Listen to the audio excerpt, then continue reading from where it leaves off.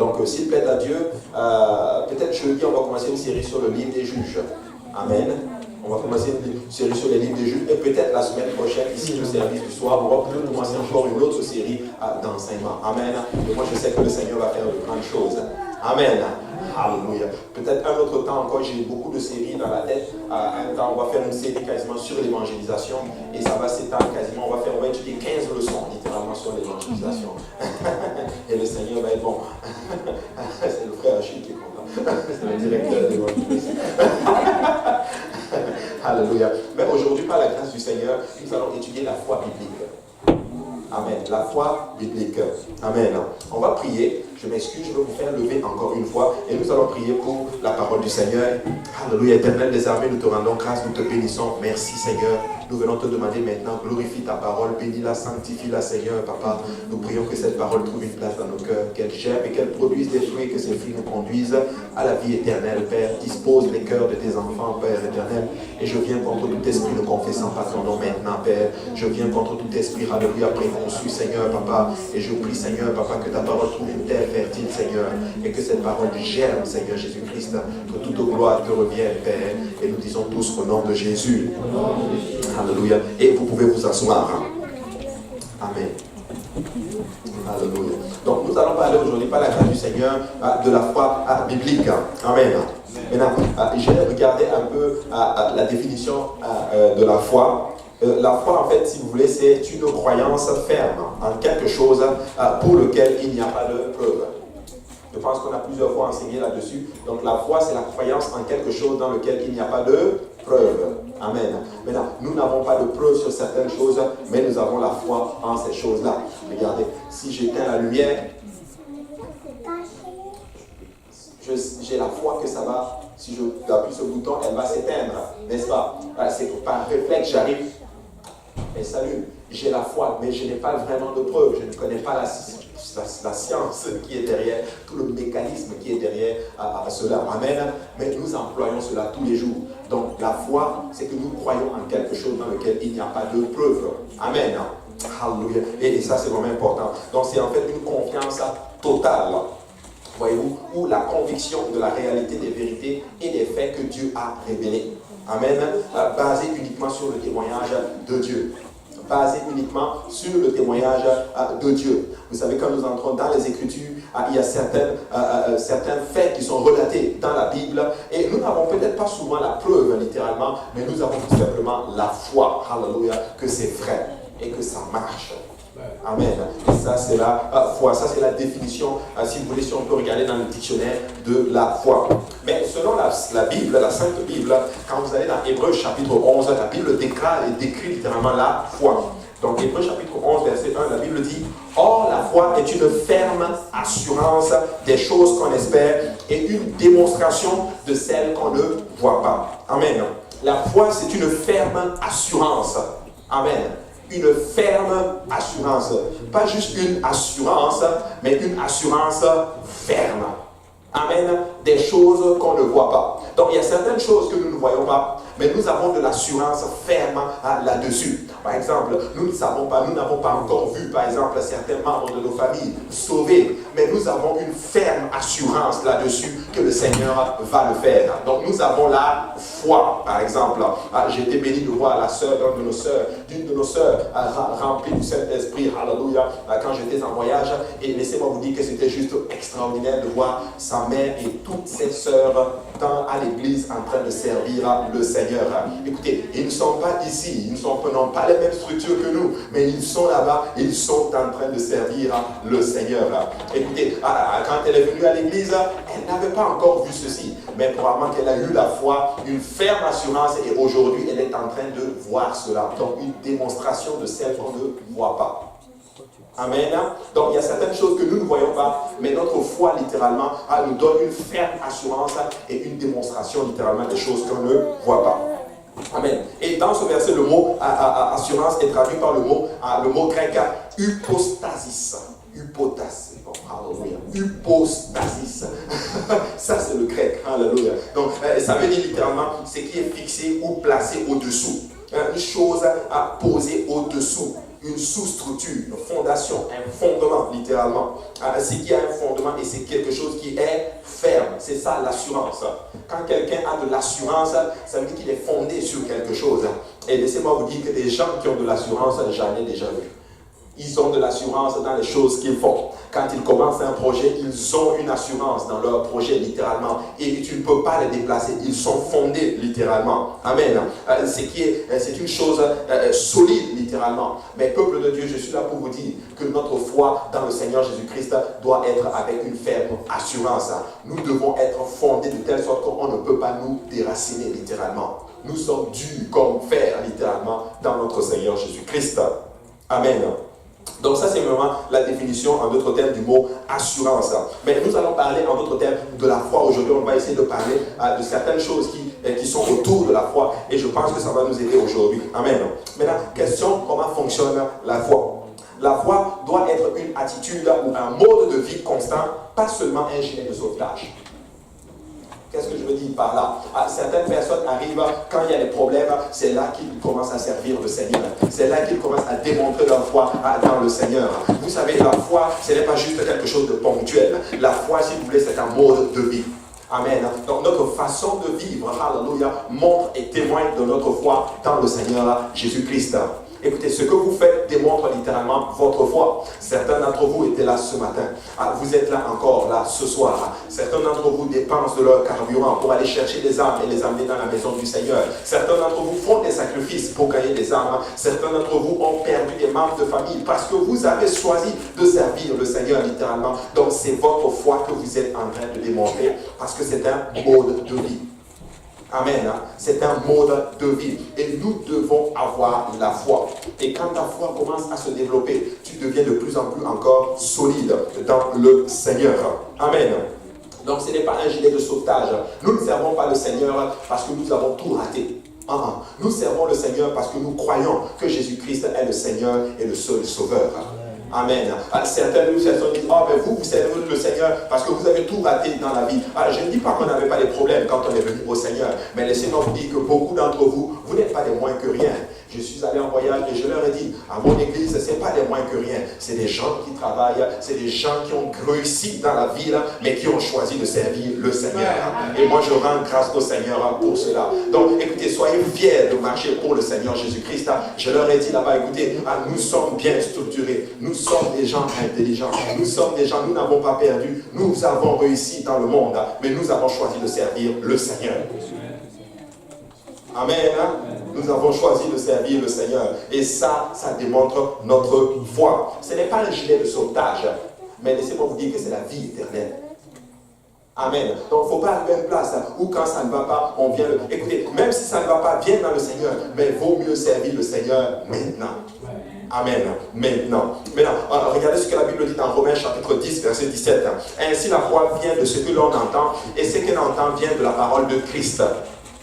Amen. Donc la foi vient de ce que l'on entend. Donc quand tu entends quelque chose, ça suscite la foi. Si je dis par exemple, au feu, si vous avez la foi en ce que j'ai dit, vous allez produire une action en fonction de ce que vous avez entendu. Donc il a dit au feu, donc vous allez sortir parce que vous avez eu la foi en ce que j'ai dit. Mais visiblement, vous n'avez pas la foi en ce que j'ai dit. Alléluia. Donc vous n'avez pas agi. Maintenant, cette parole-là, elle vient de la parole de Christ.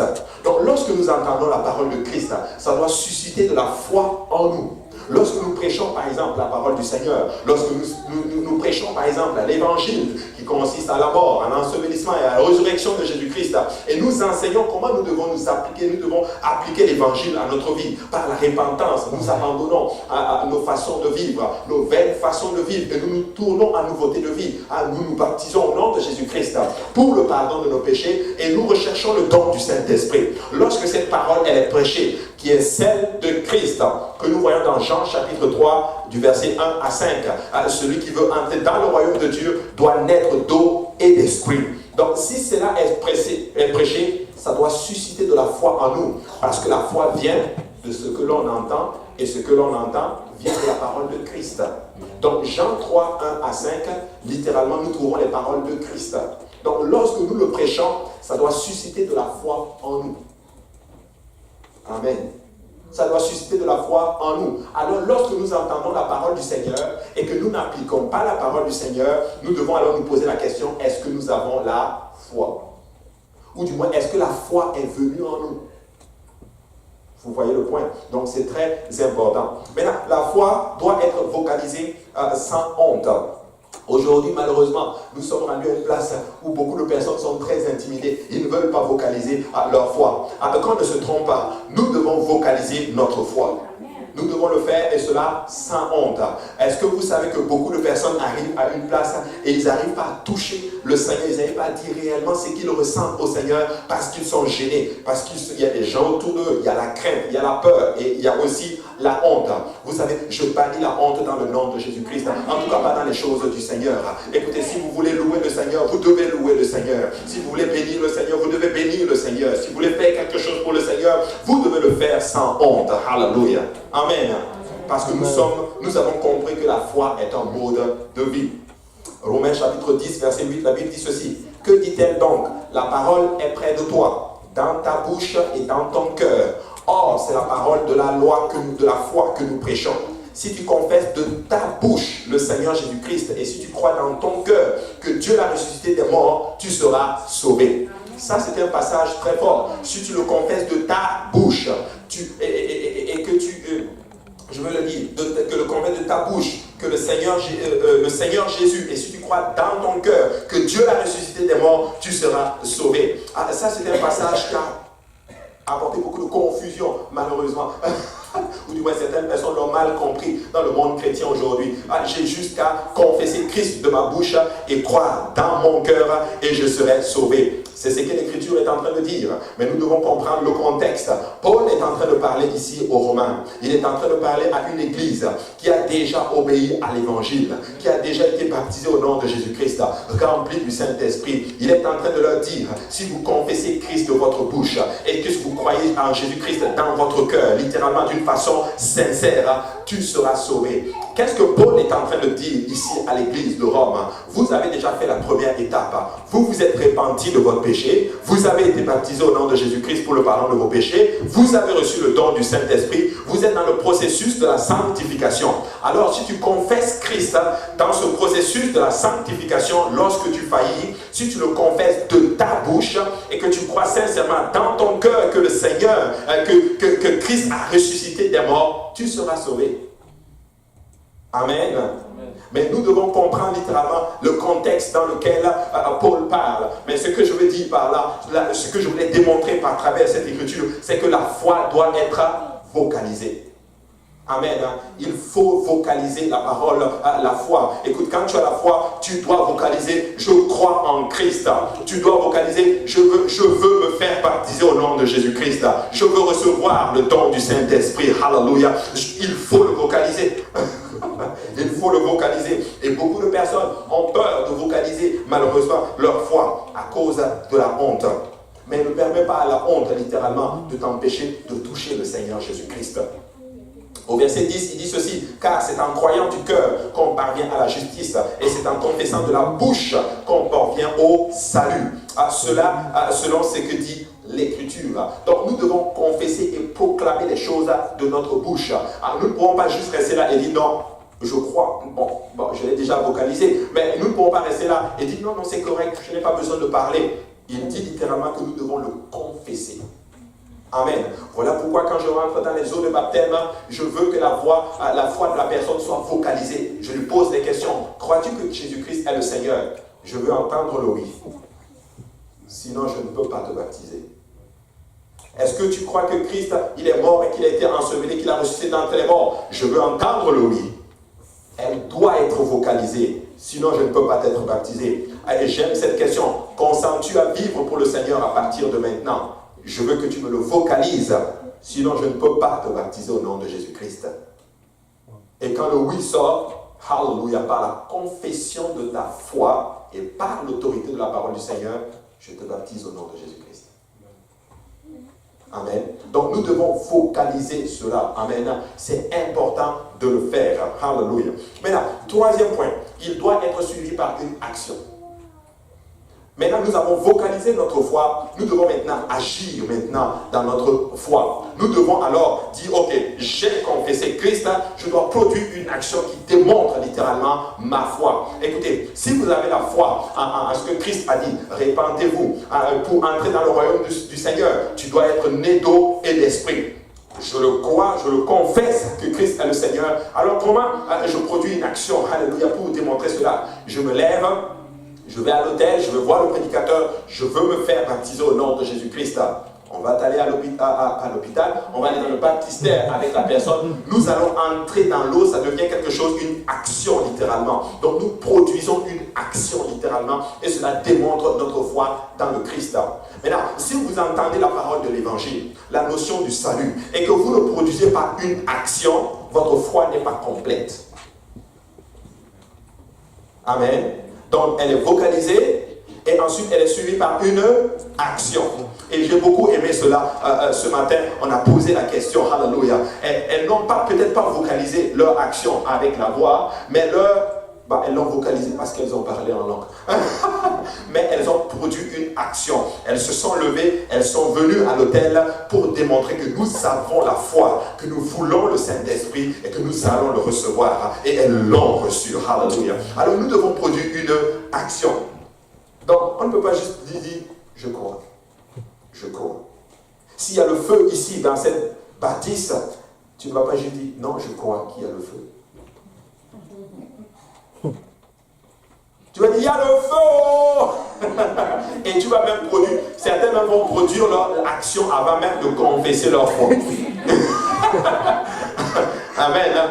Ils vont sortir et puis ils vont juste, quand ils vont se retrouver au métro Honoré Bourgoin, il y avait le feu. N'est-ce pas? Mais nous devons produire une action. Dis à ton voisin, produire une action. Jacques chapitre 2, verset 17, la Bible dit ceci. Il en est ainsi de la foi. Si elle n'a pas les œuvres, elle est morte en elle-même. Donc s'il n'y a pas d'œuvre, elle est morte. Les œuvres ne nous sauvent pas, mais nous sommes sauvés pour produire des bonnes œuvres. Écoutez ceci. Je ne suis pas sauvé par les œuvres, mais je suis sauvé pour les œuvres. Alors si je suis sauvé, je dois produire des œuvres. Amen. Parce que c'est ça qui démontre ma foi. On dit, on ne doit plus rien faire maintenant quand on est sauvé en Christ. Mais écoutez, nous devons faire quelque chose. Alléluia. Écoutez, si tu veux être sauvé, tu dois faire quelque chose. Le Seigneur a dit ceci plutôt, l'ange a dit ceci à Corneille. Envoie des gens aller chercher Pierre et il te dira ce que tu dois faire. Donc nous devons faire quelque chose. Donc si nous ne faisons rien, on ne peut pas avoir le salut. Même dans le monde, c'est la même chose. Tu ne peux pas juste rester là et tu ne fais rien et les choses arrivent. Il faut faire quelque chose. Nous devons faire quelque chose. Alors si nous voulons atteindre le salut, nous devons faire quelque chose.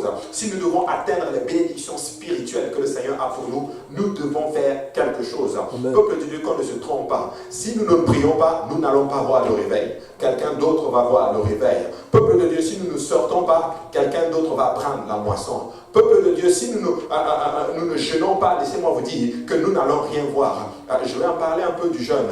Nous devons jeûner. Écoute, si tu jeûnes, Dieu va te bénir. Si tu jeûnes, Dieu va travailler ton être spirituel. Si tu jeûnes, tu vas rester humble. Écoutez, je suis allé en voyage. Pasteur George a fait le témoignage. Il a dit que lui, il a fait, depuis qu'il s'est marié avec sa femme, ils ont fait, alléluia, comme une alliance. Il jeûne 2 fois par semaine. Il jeûne lundi et vendredi. Et ça fait plus de 30 ans maintenant qu'ils sont mariés. Nous devons jeûner, peuple de Dieu. Après, je sais que ce n'est pas évident. Mais laissez-moi vous dire que quand nous demandons de l'aide au Seigneur, il nous donne de l'aide à pouvoir le faire. Écoute, si tu donnes cet engagement, je vais jeûner ne serait-ce qu'une fois par semaine, laissez-moi vous dire que le Seigneur va vous bénir. C'est possible de jeûner. Et laisse-moi te dire que quand tu jeûnes, même les scientifiques démontrent que c'est bon pour ta santé. Amen. Maintenant, je sais qu'il y en a qui sont malades, il y en a qui prennent des médicaments, il y en a qui sont enceintes. Ce n'est pas de ça que je parle. Je pense que vous savez de quoi je parle. Je parle de gens qui sont capables de jeûner. Mais peuple de Dieu, nous devons arriver à une place. Nous voulons faire quelque chose pour démontrer notre foi. Nous devons produire une action. Mais quelqu'un dira au verset 18, toi tu as la foi et moi j'ai les œuvres. Montre-moi ta foi sans les œuvres et moi je te montrerai la foi par mes œuvres. Donc par ce que je fais, je te démontre ma foi. Amen. Vous savez, dans le monde, les gens savent démontrer leur foi. Ils savent vous montrer dans quoi ils ont foi. Vous savez, quand vous allez dans le sport, le hockey par exemple, ils vous montrent littéralement qu'ils ont la foi dans le hockey. Amen. Qu'il pleuve, qu'il neige, ils sont, alléluia, à l'aréna. Même si c'est à l'extérieur, ils sont là pour regarder leur star jouer. Mais laissez-moi vous dire, alléluia, qu'il neige, qu'il fasse beau, qu'il ne fasse pas beau, nous allons voir notre star qui est le Seigneur Jésus-Christ. Alléluia. Nous venons dans sa maison, alléluia, pour lui montrer tout simplement que nous l'aimons. Amen. Nous l'aimons. Je n'ai jamais vu quelqu'un, alléluia, se marier, on va parler un peu du vocal, se marier sans ouvrir la bouche. Veux-tu prendre telle pour épouse?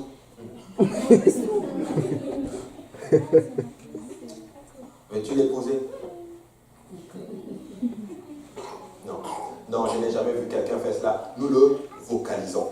Amen. Et même avec assurance. Je me rappelle quand j'ai vocalisé ma part. Je l'ai dit avec assurance. Parce que je savais à quoi je m'embarquais.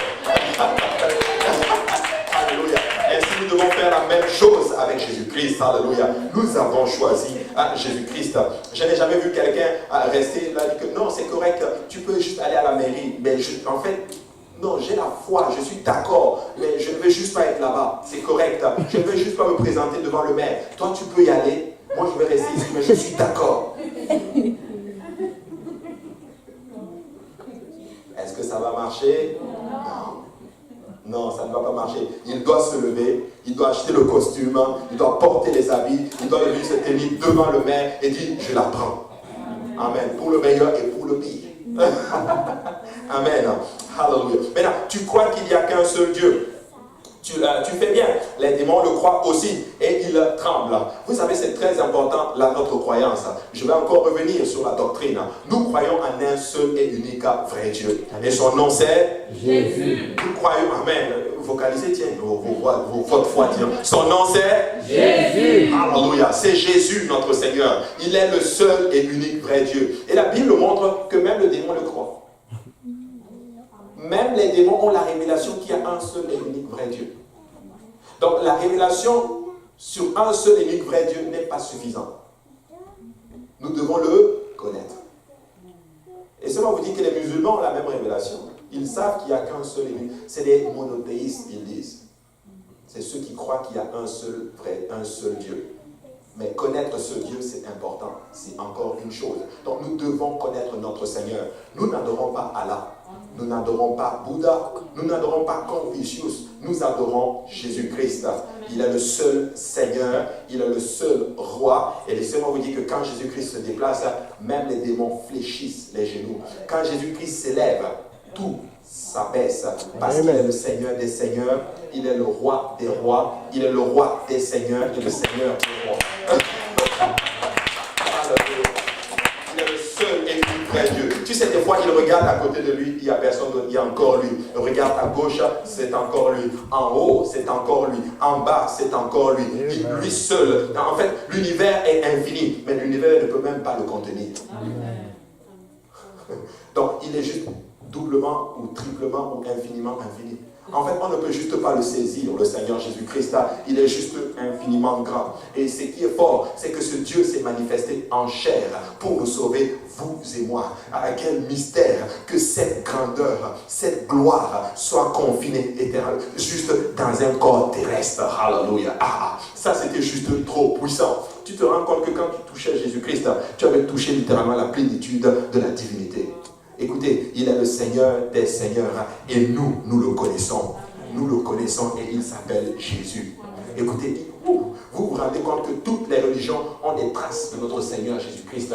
Même dans l'hindouisme, ils ont des traces de Jésus-Christ. Même dans le bouddhisme, ils ont des traces de Jésus-Christ. Même dans l'islam, ils ont des traces de Jésus-Christ. Laissez-moi vous dire qu'il a tout fait pour laisser ces traces, pour que personne ne périsse. Nous n'avons aucune excuse à ne pas connaître ce Seigneur-là. Il n'y a qu'un seul vrai Dieu et nous allons démontrer notre foi en ce seul et unique vrai Dieu. Amen. Tu sais, tout dépend de la taille de ta foi et je vais en parler tantôt. Mais tout dépend de où tu sèmes ta foi. Si tu sèmes ta foi dans le sport, ça va produire dans le sport. Mais si tu sèmes ta foi dans le Seigneur Jésus-Christ, ça va produire la vie éternelle. Amen. Amen. La vie éternelle. Maintenant, veux-tu savoir au 1-20 que la foi sans les œuvres, elle est inutile. Elle n'existe même pas. Quatrième point, il doit ignorer les obstacles. Lorsque nous avons la foi, ça doit ignorer les obstacles. Et Dieu sait qu'il y a souvent des obstacles qui nous empêchent de servir le Seigneur. Des fois, ça peut être la famille. Des fois, ça peut être les amis. Des fois, ça peut être même le travail. Mais laissez-moi vous dire que nous ne devons pas permettre aux obstacles de nous empêcher de servir le Seigneur. Quand tu vas dans les évangiles, Zachée attendait le Seigneur Jésus-Christ. La Bible dit qu'il était de petite taille. Mais Zachée est monté sur un sycomore. Je vais voir Jésus-Christ et je vais la voir dans ma maison. Il est monté sur le sycomore et laissez-moi vous dire que quand Jésus-Christ est arrivé, il a parlé à Jésus et Jésus s'arrête et Jésus l'appelle par son nom. Zachée, à toi de descendre, alléluia. Et il a eu le roi de gloire dans sa maison. Écoute, ne permets pas à ta taille de t'empêcher de voir le Seigneur. Ne permets pas à la foule de t'empêcher de voir le Seigneur. Il y a certaines personnes qui sont tellement imbues d'eux-mêmes, tellement fiers d'eux-mêmes, qu'ils ont du mal littéralement à s'humilier dans la présence du Seigneur. Écoutez, je ne veux pas permettre, alléluia, à ce que je suis même dans le monde de m'empêcher de voir ce Seigneur. Même si tu es une grande personnalité dans le monde, tu dois t'humilier devant le Seigneur Jésus-Christ. Même si tu es quelqu'un qui a fait beaucoup d'études, tu dois être capable de dire non, je vais m'humilier à ce Seigneur Jésus-Christ parce que je veux démontrer ma foi. Zachée était un homme hyper riche. Il avait crossé beaucoup de personnes. Mais quand Jésus-Christ est arrivé, je vais faire tout ce qui est possible dans mon possible pour le toucher. Il y a certaines personnes, ils ont peur de louer le Seigneur. Ou ils disent, oh, mais tel va me regarder. Ou tel va me voir. Ou du moins, on va me voir dans les vidéos. Bon, je comprends cela, pas de problème. Mets-toi derrière la caméra, mais danse pour le Seigneur. Il faut danser pour le Seigneur, il faut louer le Seigneur. Maintenant, je sais qu'il y en a qui sont introvertis, il y en a qui sont extravertis. Je n'évalue pas le niveau d'adoration au nombre de moves que tu fais. Non, tout est dans le cœur, tout est vraiment à l'intérieur de comment tu fais. Mais tu dois faire quelque chose pour le Seigneur. Amen. Tu dois faire quelque chose pour le Seigneur. Donc, il doit éviter les obstacles. Romains 4, 19 dit ceci. Et sans faiblir dans la foi, il ne considéra point que son corps était déjà utilisé, puisqu'il avait près de 100 ans et que Sarah n'était plus en état d'avoir des enfants. Il parle ici de notre cher Abraham. Abraham avait déjà 100 ans et son épouse était stérile. Elle était déjà pas capable d'avoir des enfants. Mais il n'a pas regardé à cet obstacle-là. Il a mis sa foi dans le Seigneur. Je suis là pour dire à quelqu'un, tu sais, des fois tu regardes ta situation et tu as l'impression que c'est fini. Laisse-moi te dire que ça l'est fini devant tes yeux. Mais avec le Seigneur Jésus-Christ, ce n'est jamais terminé. Le Seigneur est capable de performer encore un miracle. Même si ta situation a l'air à terre, laisse-moi te dire, mets cette confiance et ta foi dans le Seigneur Jésus-Christ et il va faire l'œuvre qu'il s'est résolu de faire. Tu sais, au moment où ça ne va pas, laisse-moi te dire que ça va très bien. Mais oui, ça va très bien. Ça va très très très très bien. Nous ne devons pas laisser les obstacles réduire notre foi. Mais laissez-moi vous dire que dans ces obstacles, il va glorifier son nom. Abraham était avancé en âge. Sarah était stérile. Elle ne pouvait pas avoir un enfant. Mais laissez-moi vous dire qu'elle a conçu Isaac. Elle a conçu Isaac. Alléluia. Regardez, il ne douta point par incrédulité au sujet de la promesse de Dieu. Mais il fut fortifié par la foi, donnant gloire à Dieu. Il a été fortifié. Alléluia. Il a eu la foi dans le Seigneur Jésus-Christ. Il n'a pas regardé au fait que sa femme était stérile. Non, non. Il n'a pas regardé au fait que lui était avancé en âge. Mais il a regardé à la grandeur de son Dieu. Écoute, quand tu regardes à la taille de ton Dieu, ton problème devient infini, alléluia, devant le Seigneur. Évitons de regarder le problème, mais regardons à Dieu. Et ton problème devient juste infini. Plutôt infiniment petit. Amen. Écoutez, je ne sais pas pour vous, mais moi j'ai eu certaines situations dans ma vie qui étaient vraiment, mais vraiment, où on était rendu, mon épouse, elle pourra témoigner, où on se disait, c'est fini. Impossible. Impossible. Mais laissez-moi vous dire que le Seigneur a glorifié son nom. Il a glorifié son nom et il est capable de le faire pour toi aussi. Regardez au verset 21, il dit, ayant la pleine conviction que ce qu'il promet, il peut aussi l'accomplir. Hein? La pleine conviction, c'est qu'il promet, il peut aussi l'accomplir. Écoutez, je ne sais pas qu'est-ce que Dieu vous a promis, mais moi, Dieu m'a promis des choses et je sais qu'il va le faire. Vous savez, je suis parti avec je ne sais pas s'il faut que je vous la raconte, je vais vous la raconter quand même, c'est pour la gloire du Seigneur. Je suis parti et j'avais de l'espérance de voir mon Père. Mais laissez-moi vous dire que j'avais mes plans. Je vais le rencontrer, je vais le parler les plans avant du Seigneur et je vais le baptiser au nom de Jésus-Christ. Et je vais prier avec lui, il va recevoir le don du Saint-Esprit. Alléluia. Et je vais venir ici. Et je vais rendre grâce au Seigneur. Mais quand je l'ai appelé, je dis, j'arrive. Le jour où j'arrivais, il devait voyager. Et le jour où je devais partir, c'est là qu'il devait revenir. Alléluia. Alors je n'ai pas vu mon Père, mais ce n'est pas grave. Je bénis le Seigneur parce que je sais que le Seigneur a quand même son plan et il va le sauver. Écoutez, ça ce sont mes plans à moi, mais le Seigneur est en train de préparer quelque chose. Si je vous racontais notamment le reste du voyage, de comment le Seigneur est en train d'agir, c'est juste clair pour moi que son salut c'est juste bientôt. C'est vraiment juste à bientôt. Écoutez, vous savez, des fois nous allons faire vos plans, mais laissez-moi vous dire que le Seigneur a ses plans. Le Seigneur a ses plans. Amen. Alléluia.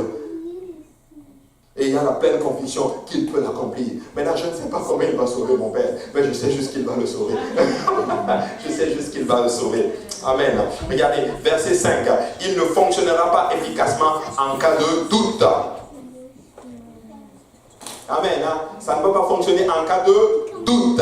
Vous savez, le doute ne vient pas de Dieu. Le doute, ça vient littéralement du diable. Et le diable va commencer à mettre certaines choses dans ton esprit pour que tu doutes littéralement de la parole du Seigneur, pour que tu doutes des promesses du Seigneur. Oh, est-ce que tu penses que tu as vraiment bien fait de t'embarquer dans cette affaire-là? Est-ce que tu as vraiment bien fait? Qui s'est déjà posé cette question-là? Est-ce que j'ai vraiment bien fait de m'engager dans cette église? Amen. Levez-vous mains, soyez honnêtes là. Moi aussi. Nous avons déjà fait ceci. Mais laissez-moi vous dire, ne permettez pas au doute, alléluia, de vous saisir. Parce que vous avez fait le bon choix, alléluia. Et quand vous mettez votre foi, ça va produire. Ça va produire. Je ne sais pas comment ça va produire. Je ne sais pas comment ça marche. Mais je sais une chose, ça va produire. Amen. Ça va produire. Regardez, je vous le dis en vérité au verset dans Marc 11, 23. Si quelqu'un dit à cette montagne, ôte-toi de là et jette-toi dans la mer, s'il ne doute point dans son cœur, mais croit que ce qu'il dit arrive, il le verra s'accomplir. C'est pourquoi je vous dis, tout ce que vous demanderez en priant, croyez que vous l'avez reçu et vous le verrez s'accomplir. Waouh! Il dit tout ce que vous allez demander en priant, croyez que vous l'avez reçu. Écoutez, moi si j'étais vous là, ce que je vais faire, je vais me lever juste et je vais faire juste une prière. Ça c'est Jésus qui parle. Il dit que ce que tu crois, ce que tu demandes en priant, ça va certainement arriver. Donc moi je prie, je demande le salut de mon père, je demande le salut de ma mère, je demande le salut des membres de ma famille, je demande toutes ces choses. Il dit, si vous le croyez, vous le verrez certainement s'accomplir. Donc si nous avons la foi dans la parole du Seigneur, vous pouvez être sûr qu'elle va s'accomplir. Amen. Elle va s'accomplir. Marc chapitre 6 verset 4, la Bible dit ceci, mais Jésus leur dit, un prophète n'est méprisé que dans sa patrie, parmi ses parents et dans sa maison. Regardez le verset 5. Et il ne put faire là aucun miracle si ce n'est qu'il imposa les mains à quelques malades et les guérit. Le Seigneur m'a donné cet enseignement à travers un pasteur là-bas, pasteur George, quand j'étais là-bas, ça c'était en Allemagne. Et je me suis retrouvé à traduire de l'anglais au français. Et le Seigneur m'a beaucoup béni, je vous assure. Le Seigneur m'a vraiment beaucoup béni. Et c'est comme si je comprenais l'anglais, que j'étais bilingue. Et j'en ai parlé à mon pasteur. Le pasteur me dit, tu sais, quand il y a le besoin, Dieu équipe. Et il m'a dit quelque chose, qui a frappé mon esprit. Il m'a dit, je ne comprends pas les gens qui courent derrière le miracle, derrière le ministère. Il faut juste marcher humblement. Et dès qu'il y a le besoin, Dieu t'utilise. Aussi simple que cela. Je vous dis, et il a commencé à parler de ce passage. Et il a expliqué en d'autres termes que Jésus arrivait dans cette place. Et la Bible dit que un prophète, et c'est Jésus qui leur dit, n'est méprisé que dans sa propre patrie. Il est arrivé à cette place et il a expliqué cela. Je vous dis exactement l'enseignement, comment il a enseigné en fait. Il a dit en fait que Jésus avait grandi dans cette zone-là. Et Jésus, en d'autres termes, était en fait vu comme tout le monde. Il avait grandi là et tout le monde l'avait vu. Et comme tout le monde l'avait vu, donc on le méprisait. Amen. En fait, le mot qui est utilisé en grec ici, c'est qu'on ne l'honorait pas, en fait. Et il a expliqué ceci, que si tu arrives à cette place et tu n'honores pas l'homme de Dieu, il ne peut pas produire le miracle dans ta vie. Amen. Et il a expliqué, il dit, si tu n'honores pas, je vais le dire ainsi, si tu n'honores pas ton pasteur, si tu n'honores pas l'homme de Dieu qui est dans ta vie, il ne peut pas performer le miracle dans ta vie, littéralement. Jésus était méprisé. Oh, bah, c'est le pasteur, on le voit tous les jours. Alléluia. Oh, c'est juste toi, pasteur. Comment ça va? Écoutez-moi, peuple de Dieu. Et ça, ce n'est pas parce que je suis pasteur que je dis ceci. Alléluia. Je vous dis ce qu'il m'a en moi. Je n'aime pas enseigner ces choses. On dit, non, c'est parce que tu es pasteur. Non, mais je vous enseigne ces choses, peuple de Dieu. Et je vais vous le dire, ça c'est Billy Cole qui l'a dit ainsi. Si vous ne me respectez pas, je ne peux pas ministrer dans vos vies. Amen. Non, et il a enseigné la même chose. Et c'est exactement là. Regardez, tout ce qu'il a fait, c'est juste imposer la main à certains malades et les malades ont été guéris. C'est tout ce qu'il a performé, Jésus, dans ce nom. Même Jésus-Christ, qui est le Dieu Tout-Puissant manifesté dans la chair, n'a pas réussi à faire des miracles. Écoute ceci.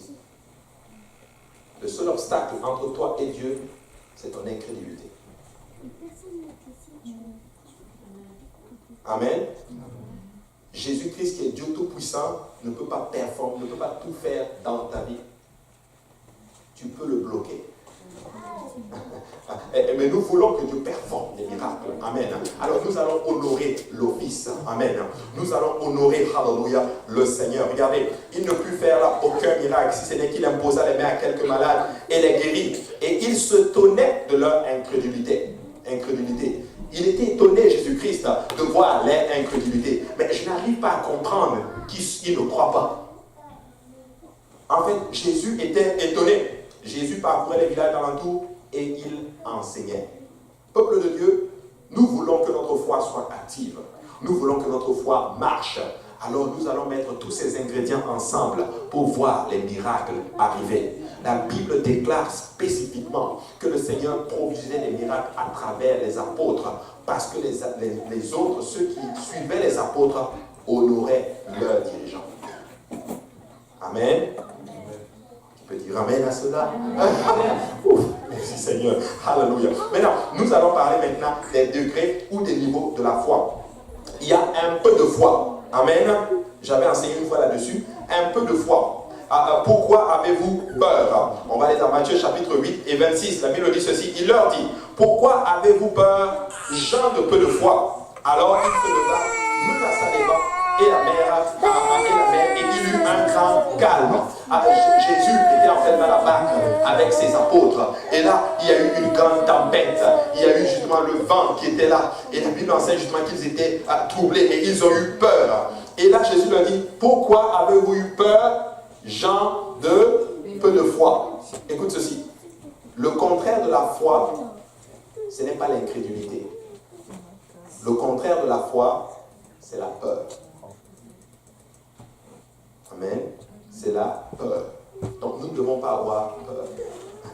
Amen. Il a dit gens de peu de foi. La Bible déclare qu'il se leva et il a menacé, en d'autres termes, le vent et la mer. Qu'est-ce que je veux dire par là? Si tu as peu de foi, la peur va rentrer. Donc, pour combattre la peur, tu dois augmenter ton niveau de foi. Amen. Donc, nous devons augmenter notre niveau de foi pour vaincre la peur. Beaucoup de personnes ont peur. qu'est-ce que je vais devenir? Ils ont même peur d'avancer dans le Seigneur. Vous avez même peur de certaines choses spirituelles qui vous arrivent. Oh, je ne comprends pas ce qui m'arrive. Mais laisse-moi te dire, alléluia, tu ne dois juste pas avoir peur, tu dois avoir juste la foi en ces choses qui est en train de t'arriver. Oh, le parler en langue, mais qu'est-ce que c'est que ça? Tu commences à avoir peur. Non, aie la foi, c'est réel. Tu es en train de dire des mystères au Seigneur. Amen. Amen. Matthieu 14, 28, la Bible dit ceci. Pierre leur répondit, Seigneur, si c'est toi, ordonne que j'aille vers toi sur les eaux. Et il dit, viens. Pierre sortit de la barque et marcha dans les eaux pour aller vers Jésus. Mais voyant que le vent était fort, il eut peur. Et comme il commença à s'enfoncer, il s'écria, Seigneur, sauve-moi. Pierre était en train de marcher sur les eaux. Pierre était en train de marcher littéralement, en train de performer le miracle. Il avait les yeux fixés sur le Seigneur Jésus-Christ, mais il avait un peu de foi. Mais laissez-moi vous dire que la peur est entrée et Pierre a commencé à couler. Certains d'entre nous, nous commençons à grandir dans notre marche avec le Seigneur. Nous commençons à voir littéralement les miracles. Nous commençons à devenir solides. Mais la peur commence à y entrer et nous coulons. Écoutez, nous devons augmenter notre niveau de foi. Et comment nous augmentons notre niveau de foi? Comme je le disais dès le départ, c'est un mode de vie. Écoute, quand tu sens que tu commences à avoir peur, fréquente plus la maison du Seigneur. Quand tu sens que tu commences à avoir peur, prie plus. Quand tu sens que tu commences à avoir peur, lis encore la parole du Seigneur. Quand tu sens que tu commences à avoir peur, fais encore plus de choses pour le Seigneur. Augmente ton niveau de foi. Augmente ton mode de vie dans le Seigneur et tu vas vaincre la peur. Amen. Peu de foi. Mais nous n'avons pas besoin de peu de foi. Parce que si tu as un peu de foi, tu peux être sûr d'une chose, c'est que la peur va se saisir de toi. Et aussitôt, verset 31, la Bible dit, aussitôt Jésus a étendu la main, le saisit et lui dit, homme de peu de foi, pourquoi as-tu douté? Tu sais, quand tu as un peu de foi, tu vas constamment vivre dans le doute. Alléluia. Constamment. Mais moi, je ne veux pas vivre dans le doute, peuple de Dieu. Moi, je veux vivre dans l'assurance, dans mon Seigneur Jésus-Christ.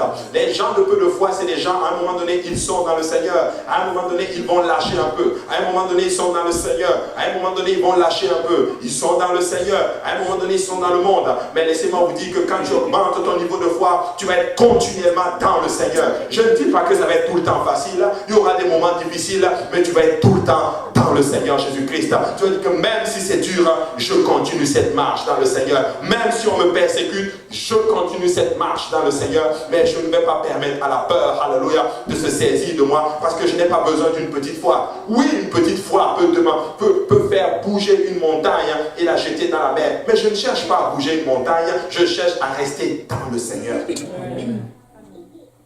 Amen. Nous cherchons. Beaucoup veulent le miracle. Écoutez, ces gens-là qui performent des miracles dans le monde, laissez-moi vous dire qu'ils ont juste un peu de foi. Parce que ça prend juste ça pour performer le miracle.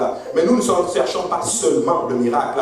Nous cherchons Jésus-Christ lui-même. Nous cherchons à rester dans le Seigneur. Alléluia. Écoutez, je bénis beaucoup le Seigneur. Que le Seigneur vous bénisse alors que vous m'avez permis d'aller, de faire ce voyage. Alléluia. Mais le Seigneur m'a ouvert les yeux. Alléluia. Dans le monde. J'ai vu, alléluia, toutes ces églises qui n'ont pas toute la vérité, mais qui font juste ce qu'ils ont littéralement pour servir le Seigneur. Écoutez, j'ai vu la foi de ces gens-là.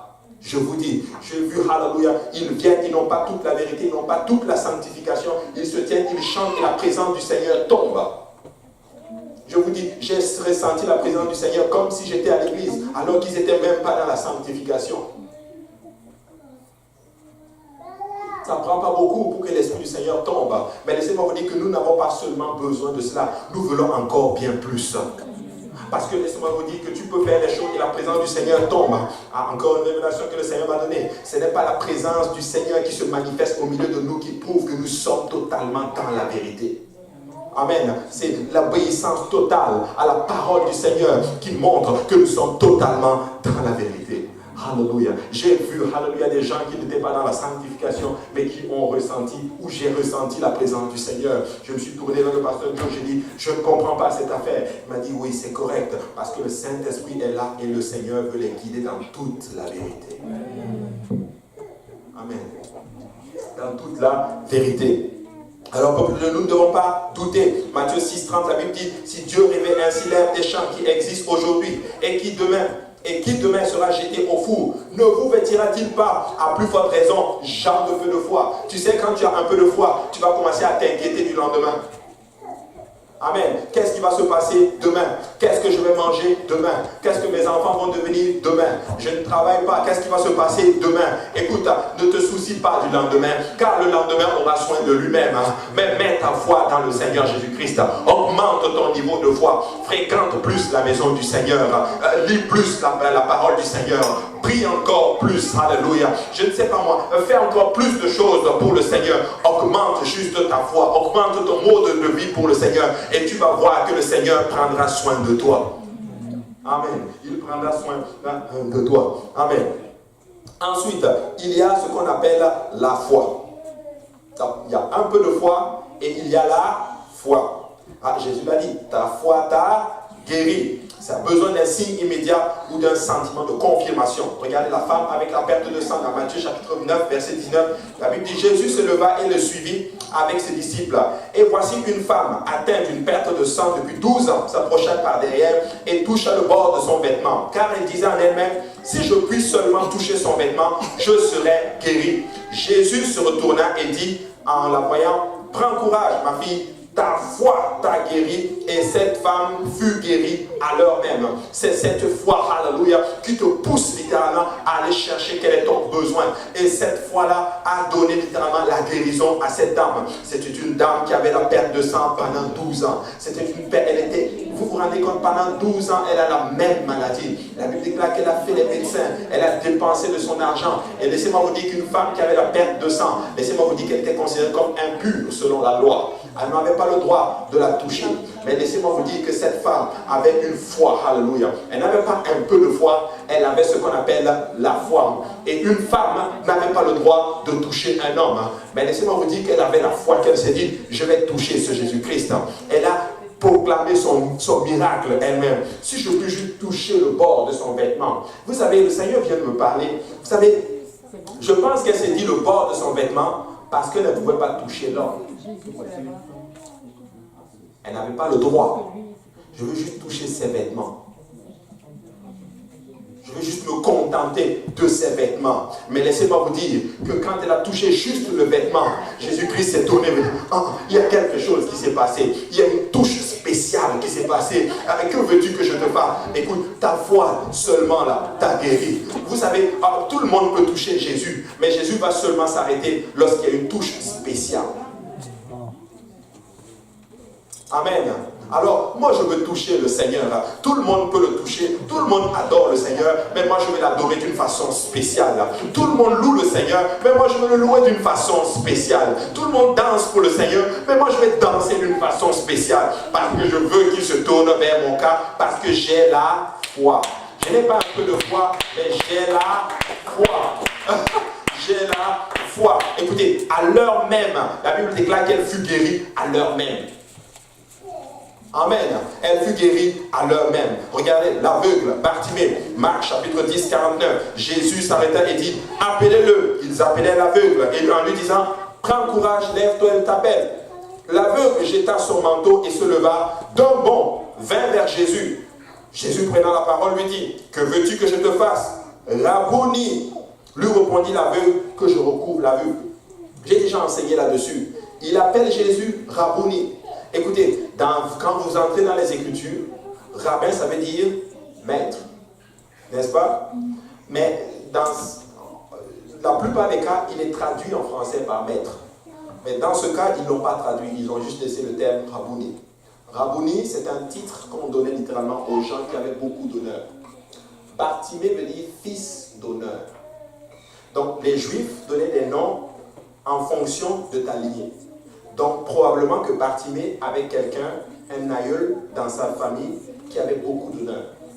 Mais lui, il a perdu son honneur parce que sa vie ne montre pas qu'il a quelqu'un d'honneur. Donc, quand il venait vers Jésus qui dit Rabouni, il est en train de dire, moi je suis Bartimée, je suis de lignée d'honneur. Mais regarde ma vie, j'ai perdu mon honneur. Mais toi, tu as beaucoup d'honneur. Redonne-moi mon honneur. Écoutez ceci. Si tu as perdu ton honneur, Jésus-Christ peut te redonner ton honneur.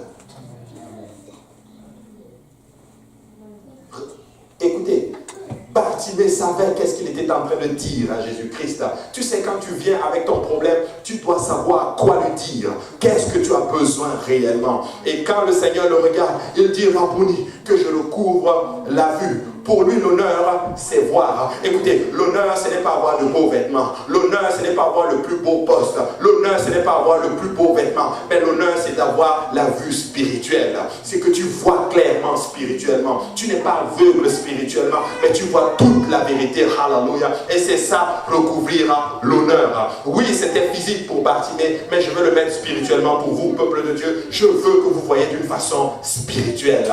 Ne regardez pas d'une façon physique. Qu'est-ce que Dieu veut pour chacun de vous? Dieu ne veut pas, alléluia, que tu restes là comme ça. Dieu veut que tu ailles encore en profondeur avec lui. Que tu vois d'une façon spirituelle.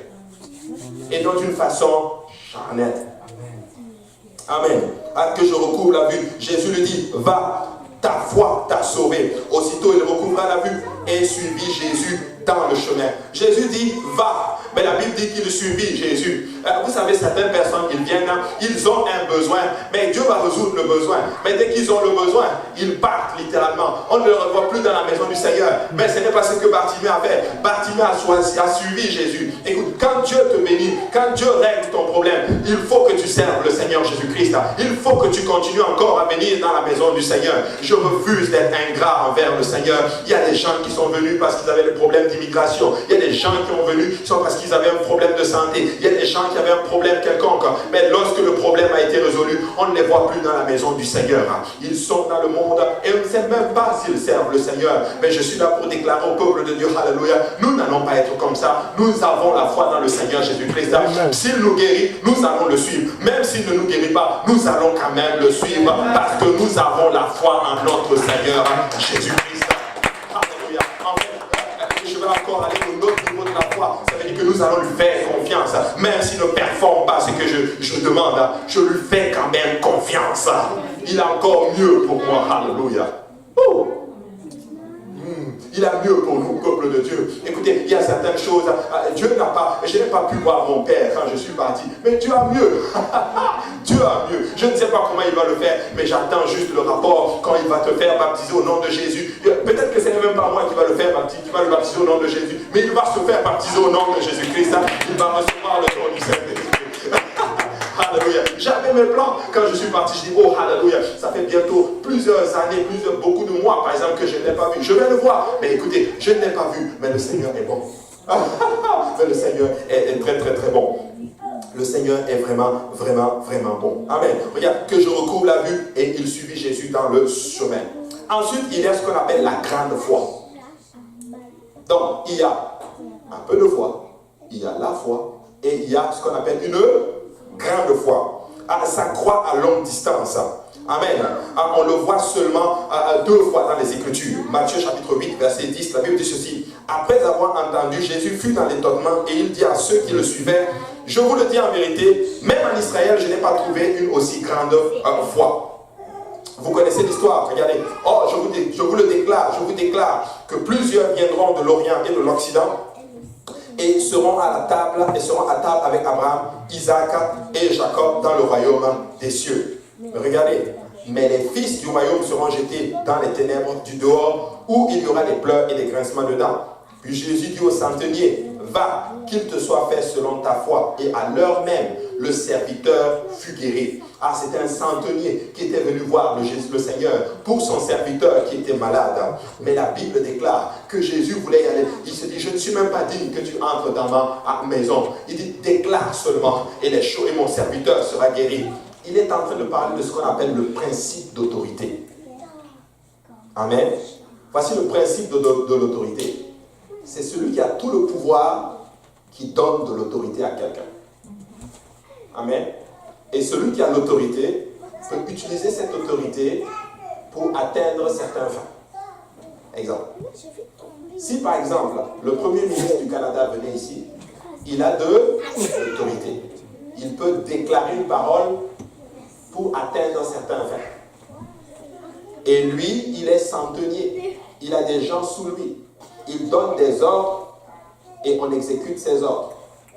Mais il dit à Jésus, moi je connais le principe de l'autorité. En fait, ce n'est pas ça le problème. Le plus grand, en fait, ce qui a fait qu'il a eu beaucoup d'avantages, qu'il a eu vraiment grâce, qu'il a eu trouvé grâce devant le Seigneur, c'est qu'il a reconnu que Jésus avait tout le pouvoir.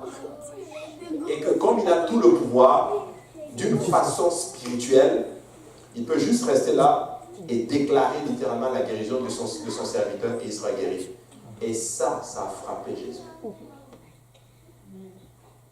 Tu sais, tu dois d'abord reconnaître que Jésus-Christ a tout le pouvoir.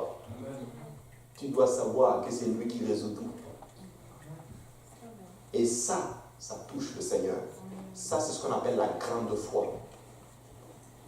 Parce que je vous dis, qu'est-ce qui arrive avec nous aujourd'hui? C'est que des fois, nous avons un problème, mais nous allons chercher ce qu'on appelle les raccourcis. Mais si nous arrivons à une place, nous disons, Jésus, nous n'avons personne d'autre que toi. Toi seul es capable de résoudre la situation. Même si nous ne sommes pas là-bas, tu peux résoudre la situation. Ça montre là que nous avons une grande foi. Amen. Il n'était pas là-bas, mais à l'heure même, son serviteur a été guéri. Écoutez, peuple de Dieu, si on peut juste augmenter notre foi, hallelujah, même si nous ne voyons pas les choses comme nous le voyons, Jésus, tu as tout le pouvoir. Parle juste.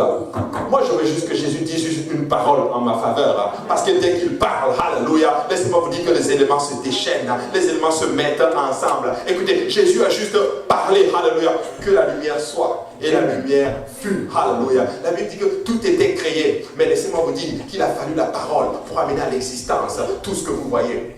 Genèse 1:1, au commencement était la terre. Qu'est-ce que ça dit déjà?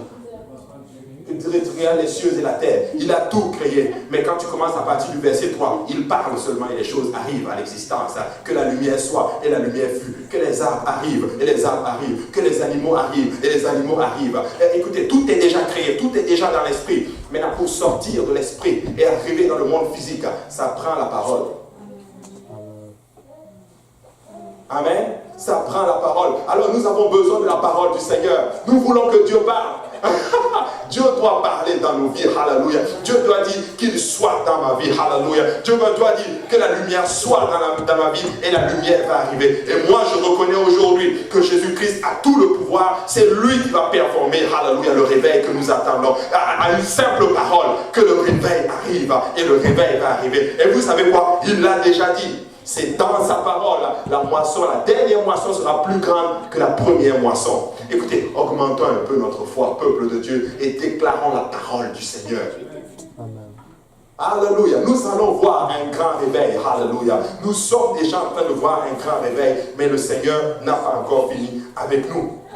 Matthieu 25, 27, oui Seigneur, dit-elle, mais les petits chiens mangent les miettes qui tombent de la table de leur maître. Oh, alléluia. Ça c'est la femme qui syrophénicienne, je crois, qui avait besoin que sa fille soit guérie. Oh, alléluia. Mais écoute, mais toi, écoute, c'est pas bon de prendre, tu n'es même pas juif. Il n'est pas bon de prendre le pain des petits enfants et les donner aux petits chiens. Vous vous rendez compte que si le pasteur commence à parler comme cela, et vous savez quoi? Ça c'est vraiment ce que le texte nous dit. Mais laissez-moi vous dire que dans la réalité, comment Jésus a dit, comment il a employé le mot chien? Je ne veux juste pas faire des scénarios ici, mais je vous dis, ça devait être violent. Mais elle s'est humiliée, hallelujah. Elle a accepté. Tu sais, la grande foi, c'est même lorsqu'on t'humilie, tu acceptes, tu reconnais et tu honores. Même si on t'humilie, hallelujah. Et il y a des personnes qui ne supportent pas que le pasteur les réprimande. Écoute, si tu as une grande foi, même si le pasteur te réprimande, tu vas dire gloire à Dieu, pas de problème, pasteur, c'est correct. Hallelujah. On est rendu à une place maintenant où il faut maintenant caresser les gens dans le sens du poil. Il y a des personnes à qui il ne faut pas parler. Il y a des personnes à qui on ne peut pas dire les choses. Mais peuple de Dieu, nous ne devons pas arriver. On doit être capable de t'appeler, te dire ça tu as mal fait, ça tu as mal fait, corrige, fais ça comme cela. Ce n'est même pas aussi violent que ce que Jésus a dit à cette femme syrophénicienne.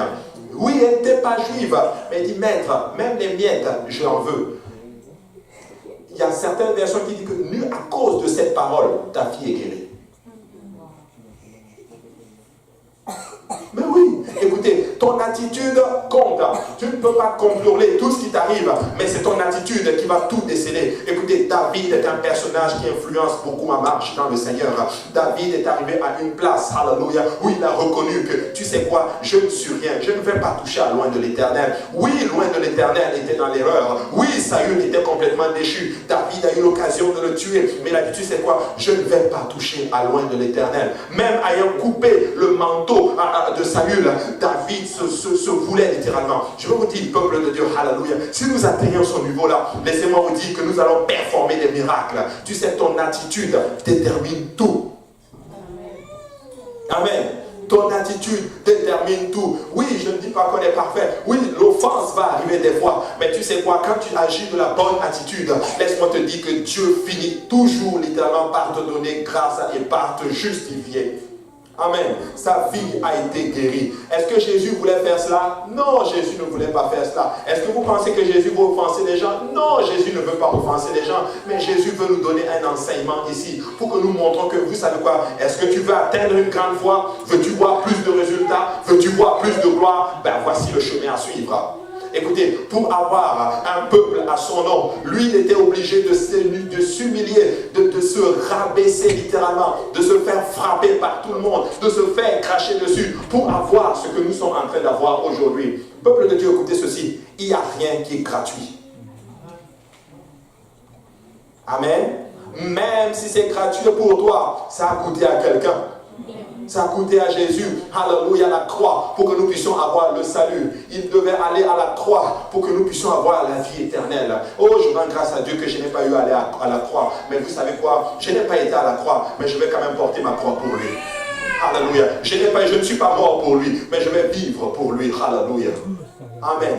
Nous allons vivre pour lui. Alors Jésus dit, femme, ta foi est grande, qu'il doit se faire comme tu veux.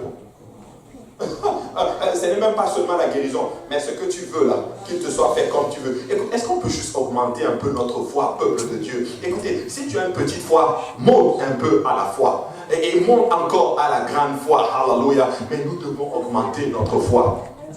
Alléluia. Nous devons augmenter notre foi. À l'heure même, sa fille fut guérie.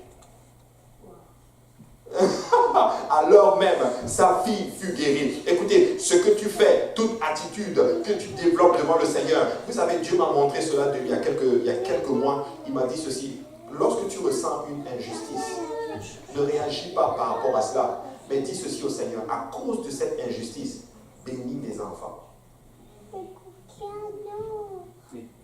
Amen. Juste à cause de cela, c'est correct. Transforme-le en bénédiction pour mes enfants. Ou transforme-le pour ton peuple, pour ton église. Parce que ce que tu reçois, plus on t'abaisse, plus c'est l'occasion pour toi de grandir dans le Seigneur et de proclamer et d'avoir des bénédictions spirituelles. Mais quand tu commences à réagir, non, on n'a pas le droit de me faire ça. On n'a pas le droit de me faire ça. Tu as raison. Comme Jésus avait aussi raison. Mais il s'est abaissé pour avoir ce que nous sommes en train de voir aujourd'hui. Écoutez ceci, peuple de Dieu. Nous voulons voir le réveil, nous devons nous humilier devant le Seigneur. Plus nous nous humilions, plus l'Esprit du Seigneur va agir. Amen.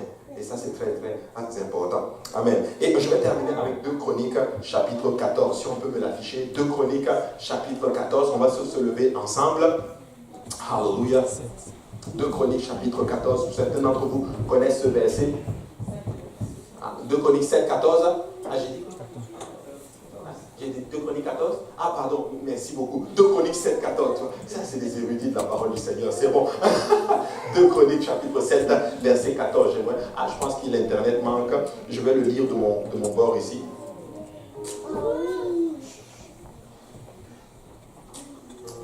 2 Chroniques 7. Ah, il dit: si mon peuple sur qui mon nom est invoqué s'humilie. Amen. J'ai enseigné cela à l'église de Genève. Je leur ai dit ceci. Vous savez, le mot s'humilier ici, c'est arriver à une place où nous reconnaissons que nous ne sommes rien, que Christ est au-dessus de nous. Ses voix sont au-dessus de nos pensées. Amen. C'est ça, s'humilier. se mettre en bas. C'est de reconnaître que nous ne sommes rien sans lui.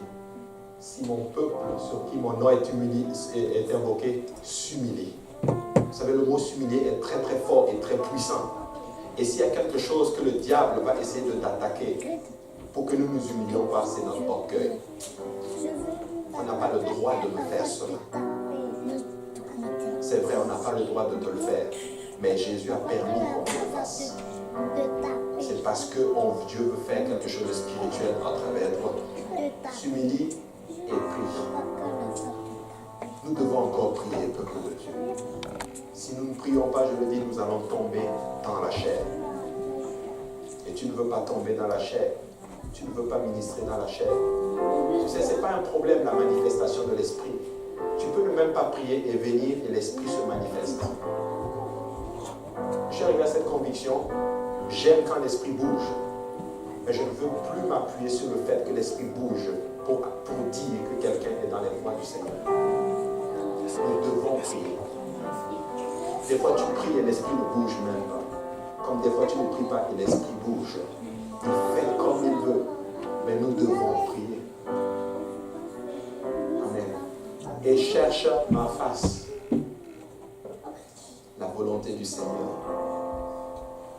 Pas ce que nous voulons, mais quelle est la volonté du Seigneur pour nous. Nous ne voulons pas la main de Dieu. Il y a beaucoup d'enfants qui connaissent leur Père seulement par la poche de leur Père. Et c'est les parents qui pensent qu'il faut juste donner aux enfants juste pour les calmer. Ils ne sont pas dans la vie de leurs enfants, mais tout ce que les enfants connaissent de leur Père, c'est la main qui donne. Mais ils n'aiment pas la face de papa. Est-ce que papa est content? Moi, je veux la face du Seigneur. Je veux la face du Seigneur. Et s'il se détourne de ses mauvaises voies, regardez, je l'exaucerai des cieux. Je lui pardonnerai son péché et je guérirai son pays. Tu sais, le salut de cette nation dépend de nous. Il dit, je guérirai son pays. Je lui pardonnerai son péché. Si nous nous détournons de nos voies et que nous appliquons le Chronique 7,14, laissez-moi vous dire que Dieu va performer des miracles.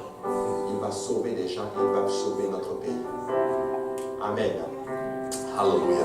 Alors, nous allons ouvrir cet hôtel et nous allons nous reconsacrer encore avec le Seigneur. Et nous allons augmenter notre foi dans le Seigneur. Parce que nous voulons voir de grandes choses. Alléluia. Alléluia. Merci Seigneur. Alléluia Jésus. Merci Seigneur.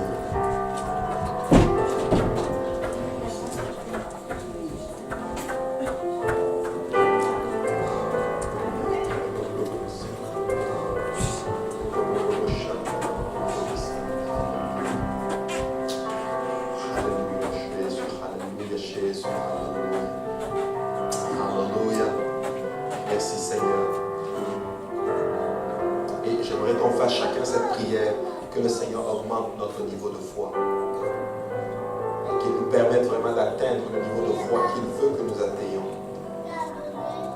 Parce que si nous augmentons notre niveau de foi, peuple de Dieu, il va faire des grandes choses à travers nous. Des grandes choses à travers nous. Et tu dois augmenter ton niveau de foi. Et comme je vous l'ai dit, c'est un mode de vie. Ce que nous faisons montre notre foi dans le Seigneur. Ce que nous faisons montre comment, alléluia, nous croyons en notre Seigneur. C'est un style de vie. C'est un style de vie. Alléluia. Alléluia, Jésus.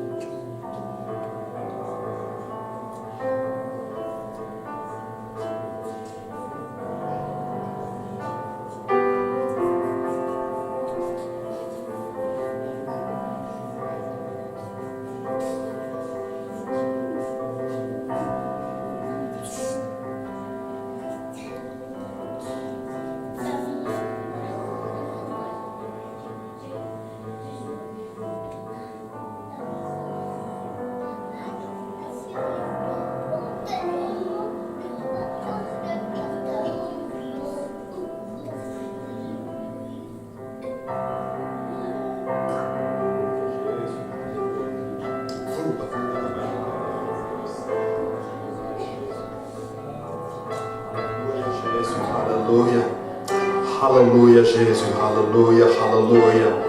Merci Seigneur, merci Jésus, alléluia. Merci Seigneur pour la foi que tu déverses sur nous Seigneur, alléluia Jésus. Alléluia Jésus, alléluia. Gloire au nom de Jésus, gloire au nom de Jésus, alléluia. Alléluia. Merci Seigneur, merci Jésus, alléluia. Augmente ma foi, Seigneur. Augmente ma foi. Alléluia. Alléluia, Jésus. Alléluia, Jésus. Alléluia, alléluia. Merci, Seigneur Jésus. Alléluia, Jésus. Alléluia. Alléluia, alléluia, Jésus. Merci, Seigneur. Alléluia. Alléluia, Jésus.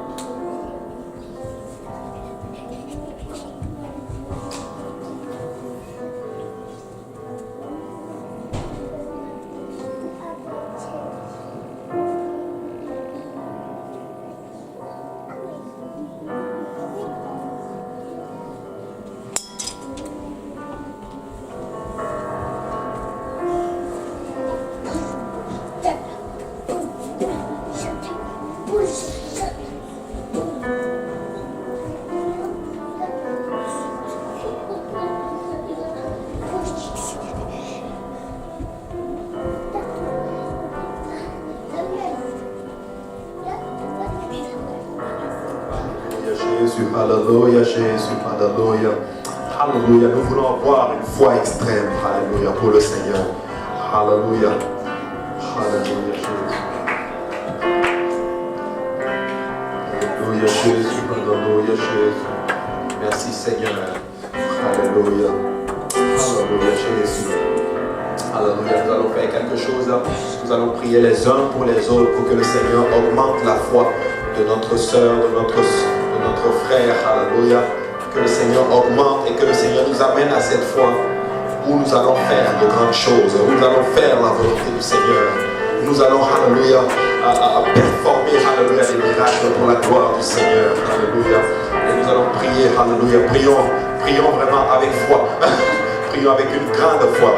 Alléluia. Éternel des armées, Papa, nous te rendons grâce, Seigneur. Accrois notre foi, je t'en supplie, Père. Et aide-nous, Seigneur Jésus-Christ, alléluia. Marcher comme tu veux que nous marchions, Seigneur. Papa, nous prions que tu nous sondes maintenant, que tu nous connaisses, Seigneur Jésus-Christ. Nous prions que cela soit un mode de vie, Père, en nous, Papa, alléluia. Dans le nom de Jésus-Christ, alléluia.